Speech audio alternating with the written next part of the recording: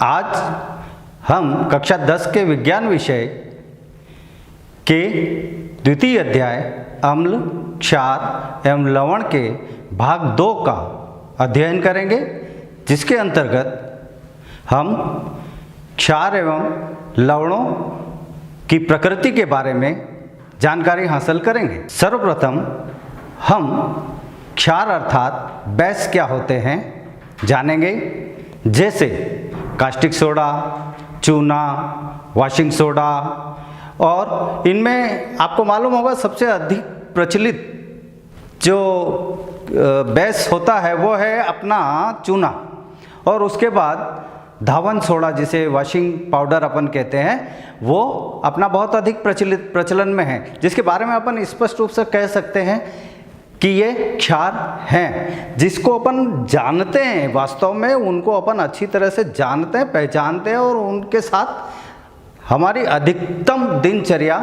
होती है। तो कहने का तात्पर्य यह है कि क्षार क्या होते हैं, बेस क्या होते हैं, आज हम उनकी जानकारी हासिल करने के लिए यहाँ एकत्रित हुए हैं। तो बच्चों, बेस सामान्यतः स्वाद में कड़वे होते हैं, बिटर इन टेस्ट, एवं जो क्षार होते हैं ये छूने पर चिकने महसूस होते हैं। क्षार सामान्यतः स्वाद में कड़वे होते हैं, छूने पर चिकने स्लिपरी महसूस होते हैं। ये लाल लिटमस को नीला कर देते हैं। यह इनकी सामान्य प्रकृति होती है। एवं अगर प्रकृति की ही बात करें तो इससे पूर्व के प्रथम भाग में हमने देखा था अम्ल। क्षारों की प्रकृति अम्ल से विपरीत होती है।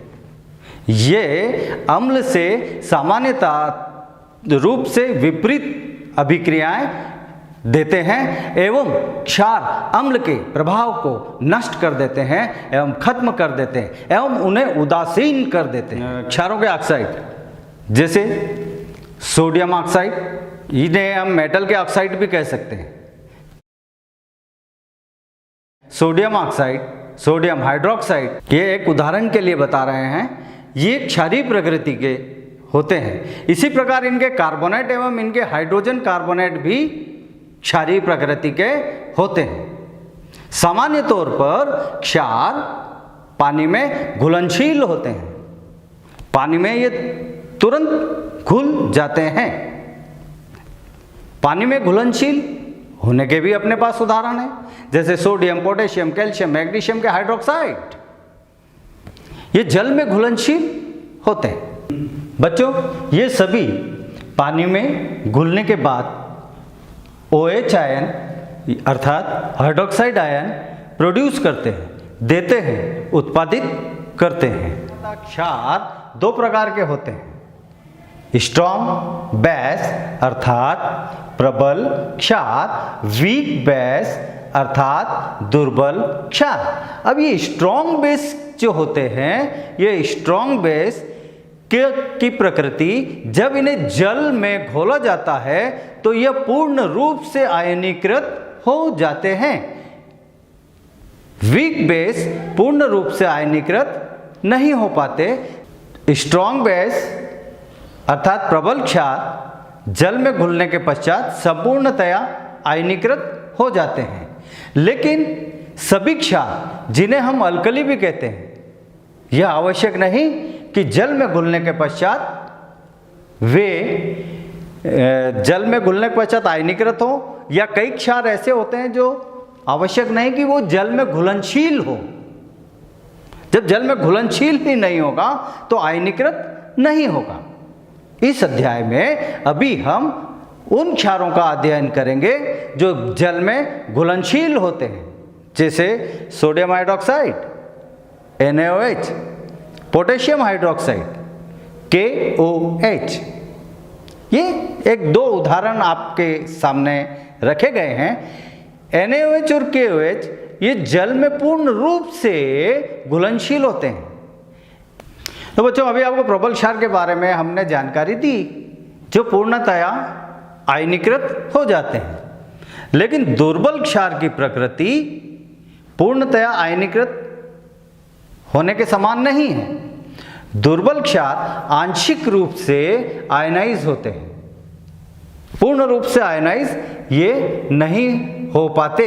इस प्रकार ये कम से कम OH आयन को उत्पादित करते हैं, जबकि स्ट्रॉन्ग बेस या प्रबल क्षार अधिक मात्रा में OH आयन को उत्पादित करते हैं। तो कम मात्रा में उत्पादित करने के कारण इन्हें हम दुर्बल क्षार कहते हैं।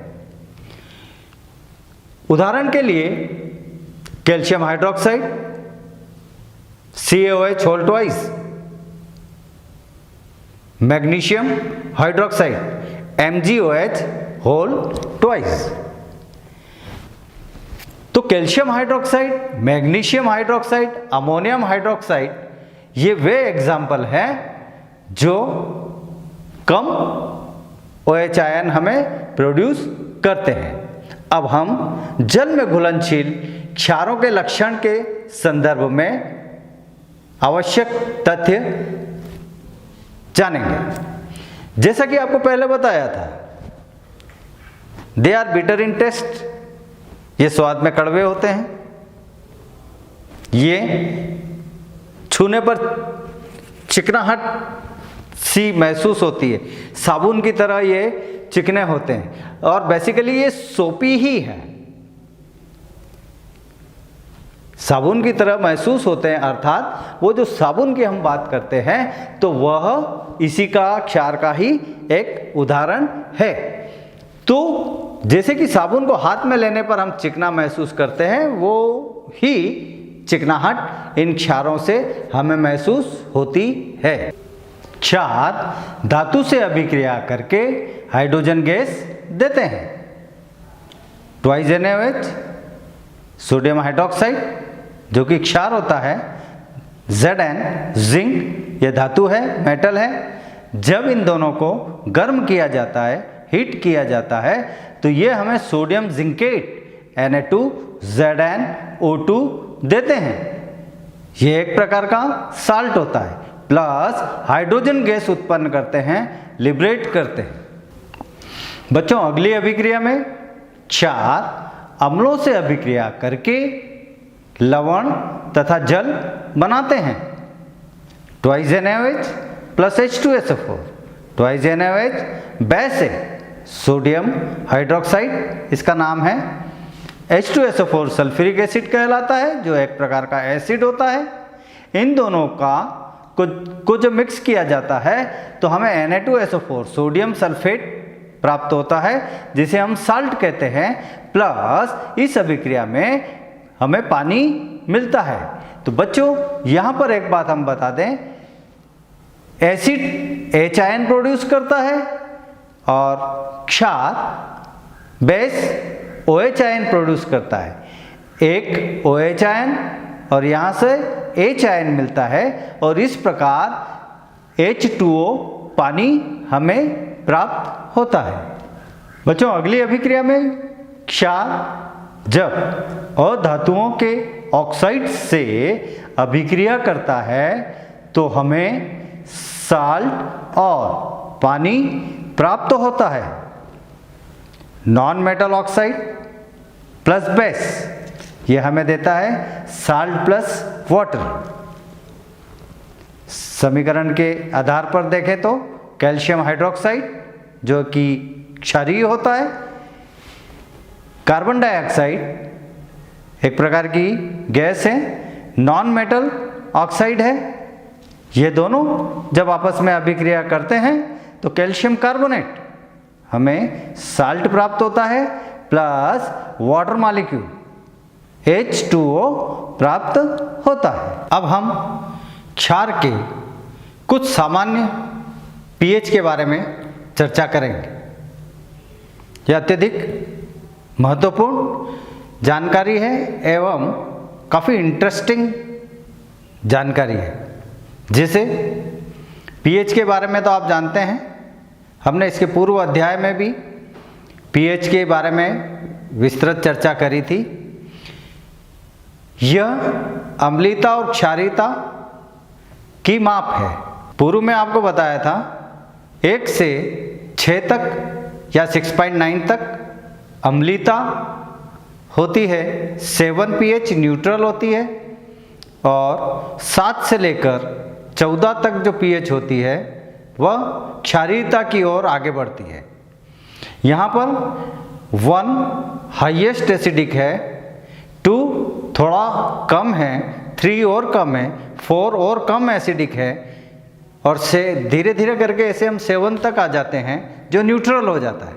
लेकिन 7 से जैसे जैसे हम ऊपर की तरफ जाते हैं, जैसे 7 to 8 क्षारीयता आ गई, 8 से 9 अधिक क्षारीयता है, 9 से 10 में और अधिक क्षारीयता है, 10 से 11, 11 से 12 और इस प्रकार 14 तक pH की माप होती है। ये सबसे ज़्यादा सर्वाधिक क्षारीयता की माप है। जो 14 नंबर दिया गया है ये सर्वाधिक क्षारीयता की माप होती है और 14 pH जो होता है वह सोडियम हाइड्रोक्साइड NaOH का होता है। बच्चों, pH के बारे में जान रहे हैं तो आपको एक बहुत रोचक जानकारी मैं देता हूँ। खाना खाने के पूर्व हमारी ज़बान में जो सलाइवा होता है, लार होती है, इसकी जो pH होती है वह 7.4 होती है, जबकि खाना खाने के पश्चात यही pH 5.8 तक आ जाती है। हमारे शरीर का जो खून होता है, ब्लड, इसकी pH 7.4 होती है, जबकि जो हम सुबह सुबह टूथपेस्ट करते हैं, ब्रश करते हैं, उस पेस्ट की pH होती है 8। कपड़ा धोने का जो साबुन होता है जिसमें हम कपड़ों को गलाते हैं, सर्फ, ये मान लें धावन सोडा, इसकी pH होती है 9 और जैसा मैंने आपको बताया ही है, सोडियम हाइड्रोक्साइड की pH 14 होती है। बच्चों, अब हम क्षारों के उपयोग के बारे में जानकारी हासिल करेंगे। क्षारों का काफ़ी मैन्युफैक्चरिंग प्रोसेसेस में बहुत उपयोग में आता है, जैसे साबुन उद्योग में क्षारों का उपयोग होता है। इसी प्रकार से पेपर इंडस्ट्री या पेपर उद्योग, इसमें भी क्षारों का उपयोग होता है। कृत्रिम रेशे बनाने में, सिंथेटिक रेयान बनाने में भी क्षारों का उपयोग होता है। इसी प्रकार से ब्लीचिंग पाउडर बनाने में क्षार का उपयोग होता है। बच्चों, कई व्यक्तियों को खाना खाने के पश्चात पेट में जलन होती है, तो इस वक्त जो दवाई के रूप में कार्य करता है वह है मैग्नीशियम हाइड्रोक्साइड। मैग्नीशियम हाइड्रोक्साइड एक एंटी एसिड की तरह कार्य करता है, जो पेट में होने वाली जलन को दबा देता है। तो बच्चों, आज के इस अध्याय में क्षारों के बारे में हमने जानकारी प्राप्त करी है। क्षार की प्रकृति कैसी होती है, ये 2 प्रकार के होते हैं, यह जानकारी हासिल करी। प्रबल क्षार, दुर्बल क्षार। प्रबल क्षार OH आयन देते हैं, दुर्बल क्षार आंशिक रूप से OH आयन देते हैं। तत्पश्चात इनके रासायनिक अभिक्रियाओं के बारे में हमने जानकारी प्राप्त करी। फिर pH, विभिन्न स्तरों पर इनकी pH का क्या मापदंड है वह हमने जाना और अंत में क्षारों के उपयोग क्या होते हैं वह हमने जाना। अब प्यारे बच्चों, प्रश्नों की बारी। तो अब आप दीजिए प्रश्नों के जवाब। बच्चों, प्रश्नों की बारी के अंतर्गत हमारा पहला प्रश्न है, पानी में घुलनशील क्षार कौन कौन से होते हैं? दूसरा, किन्हीं 2 प्रबल एवं 2 दुर्बल क्षारों के नाम लिखिए। तीसरा, निम्नलिखित में प्रबल एवं दुर्बल क्षार कौन कौन से है?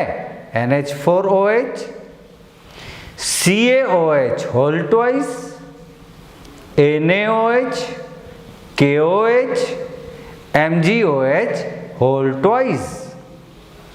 चौथा प्रश्न है, क्षारों के कोई दो उपयोग लिखिए।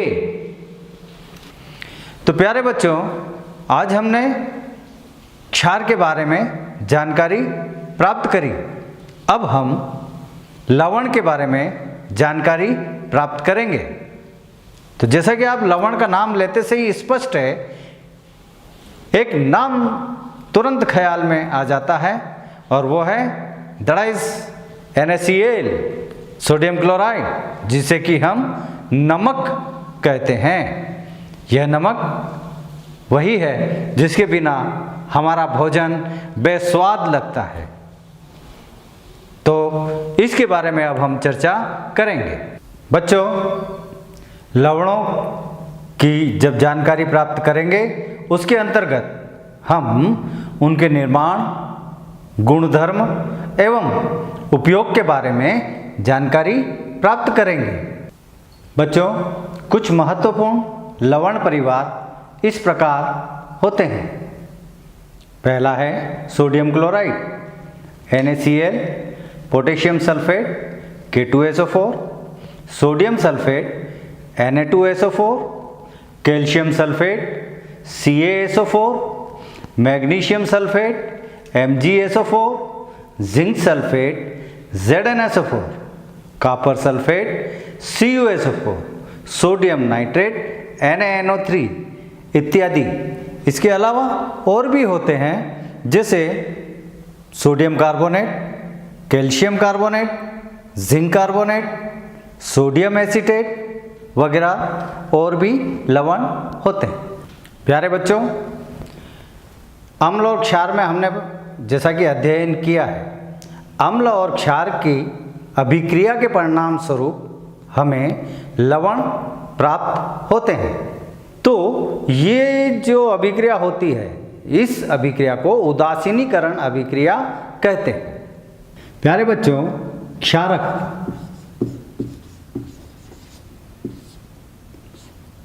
प्लस अम्ल,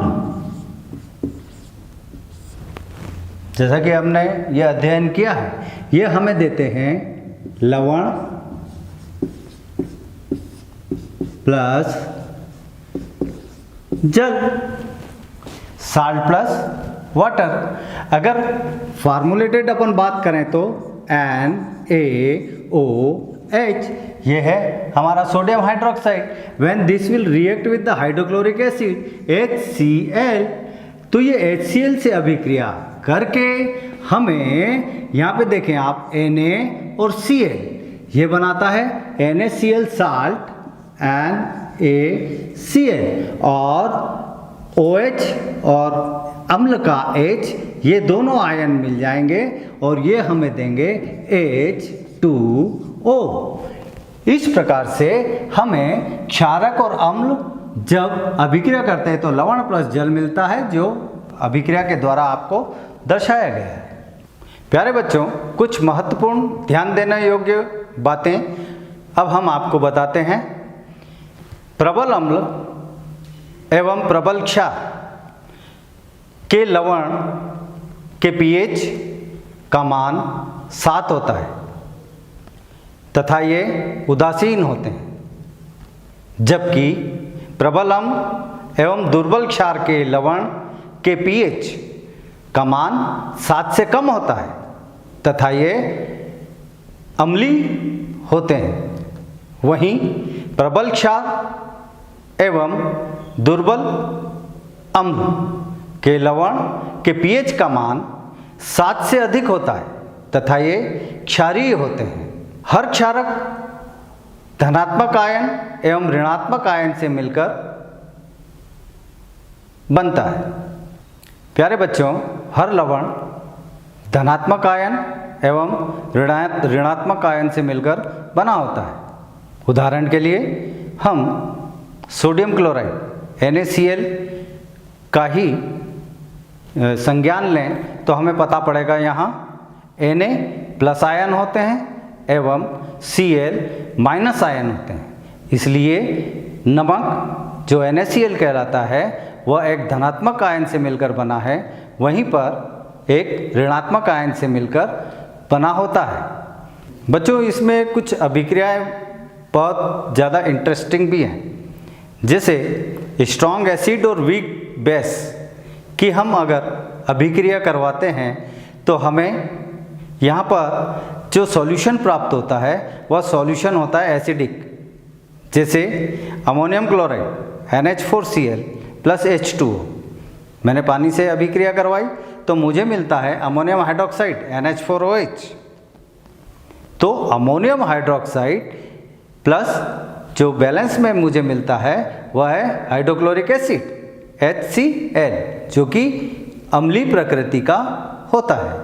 तो इस प्रकार से स्ट्रॉन्ग एसिड और वीक बेस की आपस में अभिक्रिया करवाने से हमें जो प्राप्त होता है वह विलयन अम्लीय प्राप्त होता है।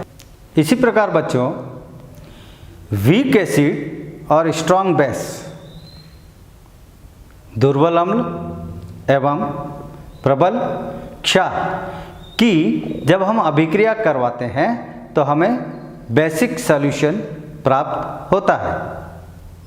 उदाहरण के लिए सोडियम कार्बोनेट Na2CO3 में जब मैं पानी मिलाता हूँ तो मुझे सोडियम हाइड्रोक्साइड प्लस H2CO3 प्राप्त होता है, जिसे कि हम कार्बनिक एसिड कहते हैं। तो ये कार्बनिक एसिड जो हुआ ये वीक एसिड हुआ, वहीं पर इसमें जो प्राप्त हुआ वह NaOH प्राप्त हुआ, जो कि स्ट्रॉन्ग बेस की ओर इंडिकेट करता है। इस प्रकार से यहाँ पर अगर हम ध्यान दें तो इस विलयन की pH जो होती है वह लगभग 7 से थोड़ी सी अधिक या 7 से अधिक होती है। तो बच्चों, अब आती है प्रश्नों की बारी। इसमें पहला प्रश्न है, सोडियम क्लोराइड का जलीय विलयन उदासीन होता है जबकि सोडियम कार्बोनेट का क्षारीय, समझाइए क्यों। दूसरा प्रश्न है, लवण क्या होते हैं? लवण कौन कौन से होते हैं?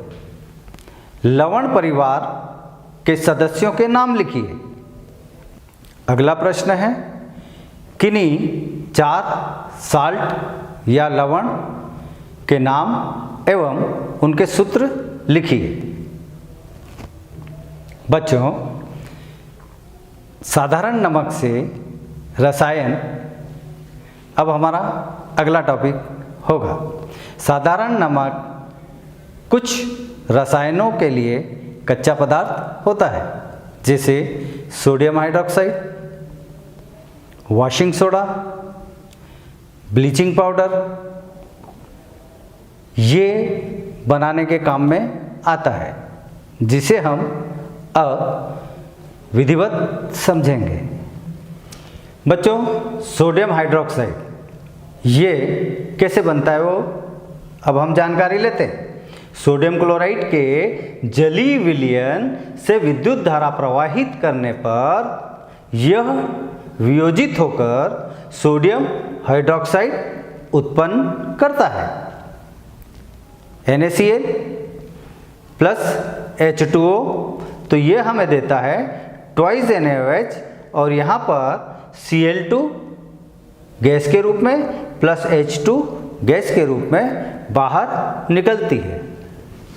तो बच्चों, हम इसी को इस रेखीय डायग्राम से समझते हैं। इसमें हमने एक पात्र लिया है, पात्र में एक झिल्ली लगी रहती है, यह अर्धपारगम्य झिल्ली की तरह व्यवहार करती है।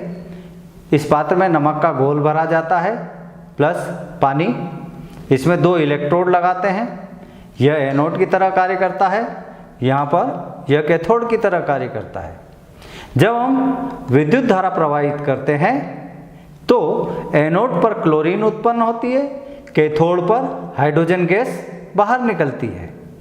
जबकि वहीं कैथोड पर हमें नमक का घोल NaOH सोडियम हाइड्रोक्साइड के साथ प्राप्त होता है। इस प्रक्रिया में नमक का घोल प्लस पानी जब इलेक्ट्रोड लगाकर विद्युत धारा प्रवाहित करते हैं तो हमें सोडियम हाइड्रोक्साइड प्राप्त होता है। हालांकि यहाँ पर हमें क्लोरीन और हाइड्रोजन गैस भी प्राप्त होती हैं, तो ये भी अपने आप में बहुत महत्वपूर्ण होती हैं। जैसे क्लोरीन की अगर हम बात करें तो यह पानी की स्वच्छता के काम में आ जाता है, रोगाणुनाशक होती है, इसलिए यह भी हमारे लिए काम की है।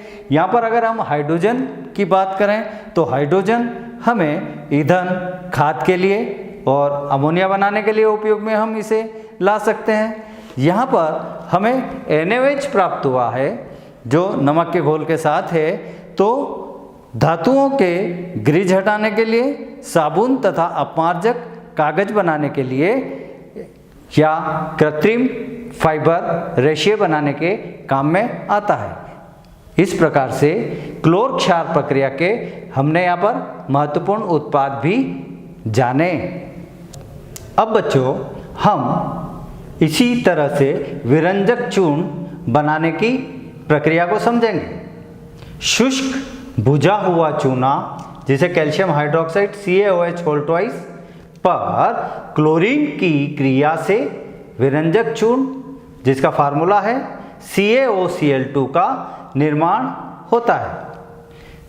अभिक्रिया की दृष्टि से देखें तो कैल्शियम हाइड्रोक्साइड CaOH2, इसमें क्लोरीन प्रवाहित की गई Cl2, तो हमें CaOCl2 जो विरंजक चूर्ण है प्राप्त हुआ प्लस वाटर मॉलिक्यूल प्राप्त होता है। बच्चों अभी हमने विरंजक चूर्ण के निर्माण की विधि समझी, अब हम इसके उपयोग के बारे में जानकारी हासिल करते हैं।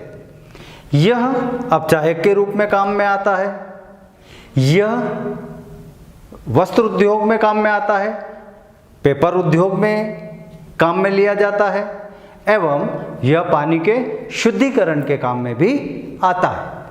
बच्चों अगला हमारे जो टॉपिक है वह है बेकिंग सोडा। बेकिंग सोडा का नाम हम सब अच्छी तरह से जानते हैं। यह हमारे रसोई घर का एक बहुत बेहतरीन रसायन है। खाना पकाना हो तो बेकिंग सोडा डालते हैं, खस्ता पकोड़े बनाना हो तो हम बेकिंग सोडे का उपयोग करते हैं। इस यौगिक का फार्मूला होता है NaHCO3 जिसे हम कहते हैं सोडियम हाइड्रोजन कार्बोनेट। इसे अब हम अभिक्रिया के द्वारा समझेंगे। बच्चों बेकिंग सोडा की हम बात कर रहे थे। यहाँ NaCl, सोडियम क्लोराइड, पानी, कार्बन डाइऑक्साइड, अमोनिया गैस, इन सब का मिश्रण लिया जाता है और हमें NaHCO3 बेकिंग सोडा प्राप्त होता है और अमोनियम क्लोराइड भी इसके साथ बच्चों प्राप्त होती है। बेकिंग सोडा के लिए मैंने जैसा कि अभी आपको बताया, इसका उपयोग किचन में, रसोई घर में अच्छी तरह से किया जाता है एवं इसका उपयोग अग्निशामक में भी किया जाता है। यह पेट में अम्ल की अधिकता को उदासीन करके राहत पहुंचाने का काम भी करता है और यह केक हो या उसका खमीर उठाने के काम में आता है। खमीर उठाना मतलब केक को फुला देना। तो प्यारे बच्चों आज हमने विभिन्न प्रकार के नए नए पदार्थ बनाना, उनका निर्माण करना, उनकी अभिक्रियाएं एवं उनके उपयोग के बारे में जानकारी हासिल करी। अगर यहाँ पर प्रश्नों का दौर शुरू हो तो पहला ही प्रश्न हमारा बनता है कि सोडियम हाइड्रोक्साइड कैसे बनाया जाता है। तो दूसरा प्रश्न होगा ब्लीचिंग पाउडर कैसे बनाया जाता है। वहीं पर तीसरा प्रश्न होगा धावन सोडा के बारे में आप क्या जानते हैं।